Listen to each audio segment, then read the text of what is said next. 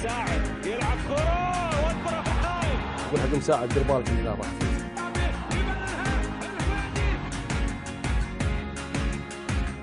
لاعبين الانديه كلهم يتمنون انهم يلعبون ضد الهلال، دائما مباريات الهلال تكون حماسيه جماهيريه لها طابع خاص، الكل وده انه يبدع ضد الهلال، ف يعني تكون مجهز لها قبل كم يوم من المباراه، تكون حاط في بالك انك راح تلعب ضد فريق عريق مثل الهلال، فدائما يعني مباريات الهلال لها طابع خاص.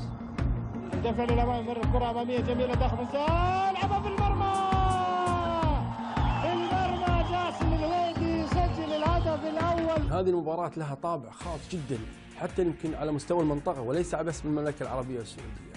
اهتمام اللاعبين قبل مباراة والتركيز العالي قبل مباراة النصر هي مباراة جدا تاريخية، وبنفس الوقت كأنك قاعد تلعب مع المنتخب. يعني لما كنت أنا ألعب مع نادي الهلال أحس بهذه المباراة كأني قاعد ألعب مع المنتخب السعودي ضد منتخب الكويت، من كثر ما هي وقع وأهمية. اهتمام من الناحية الإعلامية بكل مانشيتات تتكلم على المباراة، سواء بأيام وبعد الانتهاء تتكلم بأيام، يعني فهذا كان يعطي بعد كبير. الهلال والنصر مباراة يعني يتكلم عليها مو بس السعوديين، الخليج كله يتكلم عن مباراة الهلال والنصر. دائما الهلال والنصر شغالين، قبلها باسبوع باسبوعين، بعدها باسبوع باسبوعين، اثناء المباراة والحضور الجماهيري والشعب السعودي كله شغال على المباراة، وبعد المباراة دواماتهم معايات بينهم نفس ما نقول، يعني دائما شغالين على المباراة، فدائما تكون يعني عليه ضغط اللاعب اللي يشارك في مثل هذه المباريات، ولكن اللي يثبت نفسه في هذه المباراة تكون بصمة له طول عمره.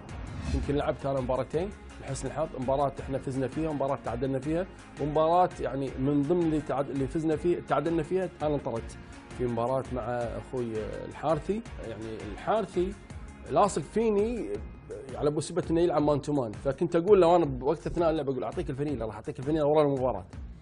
فهو طبعا يعني هو كان متنشن، يمكن انا لو راح اطلع برا الخط راح يلحقني لبرا الخط. خلاص هو معطينا مهام ان الهويدي ما يمسك كره، الهويدي تلعب وياه مان تو مان، ما يقول تحت عيونك 24 ساعه. والله بشوفه بالخيمه.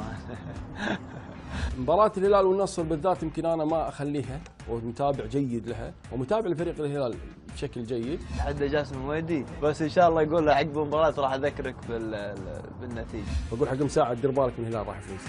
مساعد يلعب كرة والكرة في الخارج.